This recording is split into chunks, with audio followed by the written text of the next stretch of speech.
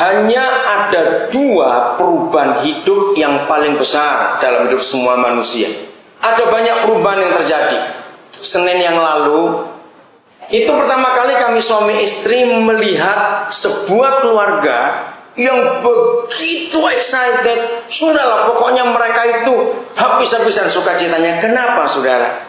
Anak mereka yang pertama umur 1 tahun 2 bulan, Senin yang lalu, ya jadi belum seminggu ini, pertama kali bisa jalan. Dan mereka sukacitanya luar biasa. Saya belum pernah melihat ada orang tua sebahagia mereka melihat anaknya bisa jalan. Lalu saya bilang, jangan terlalu sering buat jalan, dia nggak bisa tidur, anak itu kecapean. Anak itu wah, hebat sekali. Nah itu berubah. Dari nggak bisa jalan, dia bisa jalan. Ada perubahan. Ada perubahan dalam hidup. Anak yang belum pernah sekolah lalu masuk sekolah. Biasanya mama-mama dibuat repot karena anak itu takut masuk kelas, nangis, minta mamanya duduk juga. Ada perubahan dalam hidup anak itu. Lulus SMA ada perubahan, graduation, sarjana ada perubahan, dan banyak lagi. Tapi hanya ada dua perubahan yang paling besar dalam hidup itu. Yang pertama, ketika seorang laki-laki menjadi seorang suami, nah seorang perempuan menjadi seorang istri, itu perubahan besar. Bagi yang belum menikah, biarlah saudara mempelajari kebenaran ini supaya pernikahan saudara terjadi benar. Saudara, kita sedih ketika tiap hari hampir seluruh stasiun TV di Indonesia ini selalu ada berita gosip. Dan saya heran kenapa berita gosip itu paling laku. Dan kita tahu hampir 100% kalau ada berita acara gosip di TV itu pasti bicara soal perceraian. Betul tidak? Dan itu menyedihkan sekali. Nah itu yang ditontonkan setiap hari dari anak kecil sampai orang tua mendengar berita itu. Kawin 3 bulan cerai, kawin 6 bulan cerai. Maaf, akhirnya pernikahan jadi murah. Apalagi kalangan artis itu. Itu sebabnya Willy dan Felicia, pernikahan kalian akan jadi contoh buat banyak pernikahan yang lain. Ibu bapak saudara-saudara yang berbahagia, kiranya kita betul-betul menyadari tanggung jawab ini. Mari semua kita yang menikah sadar ada tanggung jawab yang besar. Maka itu perubahan ini luar biasa. Kalian berdua belum pernah menjadi suami dan menjadi istri, baru hari ini. Dengarkan, satu-satunya Tuhan dan satu-satunya kitab suci di dunia ini. Ada jutaan Tuhan di dunia dan ada banyak kitab suci. Karena masing-masing agama pasti punya kitab suci. Tapi satu-satunya Tuhan dan satu-satunya kitab suci di dunia ini yang Tuhannya berfirman, aku benci perceraian, hanya Yesus Kristus Tuhan kita. Tidak ada Tuhan lain di seluruh dunia ini yang pernah menyatakan aku benci perceraian.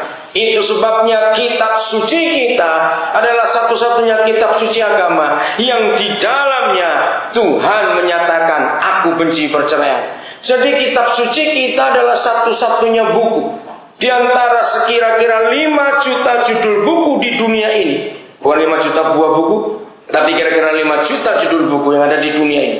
Hanya kitab suci kita yang di dalamnya ada statement I hate divorce. Aku benci perceraian. Kalian berdua dalam ikatan janji nanti bagian ini harus jelas dan tegas. Bahkan Willy pengantin lagi tambahkan 1 kalimat. Kalau aku selingkuh, aku mati. Ucapkan itu. Karena banyak laki-laki yang kurang ajar sekarang ini. Maaf saya berkata apa adanya. Saudara, mengapa Tuhan kita adalah yang benci perceraian? Saya berkata tegas, kalau sampai ada orang tua ingin cerai, lebih baik mati sudah. Kenapa? Dengarkan ini. Seorang suami gak suka istrinya karena kelakuannya, apa saja alasannya. Dia bisa cari perempuan lain. Dia bisa punya ganti istri. Seorang istri gak suka suaminya karena kasar, karena bengis atau apa saja. Dia bisa ceraikan dan dia bisa cari suami lain. Tapi dengar, anak-anak tidak akan pernah bisa dapat ganti papa dan mama yang lain. Buat anak-anak papa itu ya satu ini, mama itu ya satu ini. Ya atau tidak, saudara? Maka itu ketika orang tua cerai, anak akan hancur hidupnya. Buat anak hanya ada satu kalimat dalam hidup mereka yang mereka paling tidak suka. Ketika mereka mendengar suatu hari ditanya oleh orang tuanya, kamu ikut mama atau ikut papa? Pertanyaan itu membunuh masa depan anak itu. Maka itu kenapa Tuhan kita berkata, aku benci perceraian. Karena perceraian itu merusak hidup. Apapun alasannya, kembalikan kepada yang punya pernikahan. Maka yang punya pernikahan yaitu Tuhan kita yang akan bertanggung jawab untuk menyelesaikan setiap masalah. Saudara, Alkitab berkata begini, mau menikah dengan siapa saja, tidak ada pernikahan yang cocok di dunia. Lagi sekali, mau menikah dengan siapa saja, nggak ada yang cocok. Kitab suci kita berfirman, Tuhan kita berfirman, kitab suci ini menuliskan, kalau ada orang yang ingin menikah dan cari orang yang cocok, maka tulisannya, maka firmannya berbunyi, kawinlah dengan mayat baru cocok. Bayangkan, Tuhan mana yang pernah berfirman seperti itu?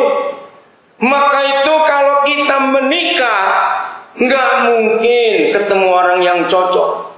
Secara psikologi, psikologi menyatakan, laki-laki itu berjalan dengan ide, pendapat, pikirannya. Maka itu laki-laki kalau bicara paling banyak, menurut pendapat saya, menurut ide saya, itu pasti laki. Nah, perempuan itu berjalan dengan perasaannya. Maka itu kalau perempuan ngomong selalu menurut perasaan saya, menurut perasaan saya. Saudara bayangkan, secara psikologi, satu pakai otak, satu pakai hati, ini nggak mungkin bisa cocok. Maka itu setan menawarkan perkawinan homo dan lesbian. Secara logika itu bisa diterima, karena baru cocok kalau pikiran ketemu pikiran, perasaan ketemu perasaan. Tapi itu kan gila. Nggak ada anjing laki tertarik dengan anjing laki. Nggak ada kuda perempuan tertarik dengan kuda betina. Nggak ada. Maaf saya berkata apa adanya. Maka itu pernikahan Kristen harus berani menjadi contoh bagi dunia ini. Willy dan Willy bukan cuma yang ada di sini menjadi saksi kalian, karena semuanya direkam. Jangan ada banyak orang melihat nanti.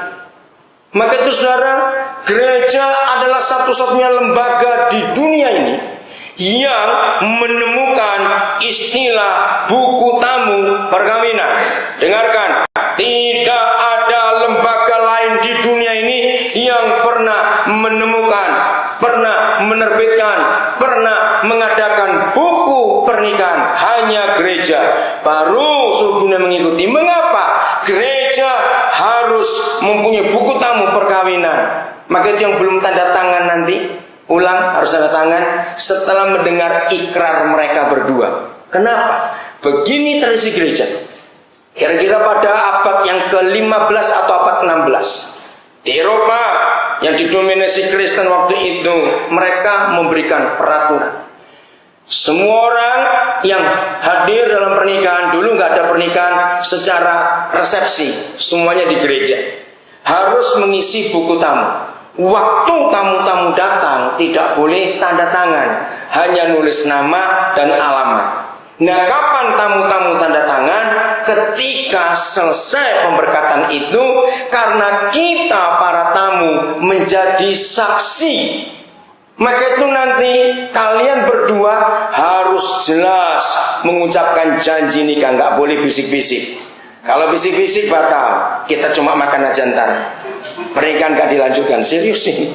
Harus tegas, nggak boleh nggak bisa. Mau atau tidak mentaati firman Tuhan. Tapi jangan lupa pengantin lagi, kalau aku selingkuh aku mati. Sampaikan itu supaya dengar saksi. Nah, setelah kita mendengar mereka menyatakan janjinya, waktu kita pulang baru kita tanda tangan di buku tamu itu. Nah, buku tamu pernikahan harus disimpan, lebih penting dari semua kado.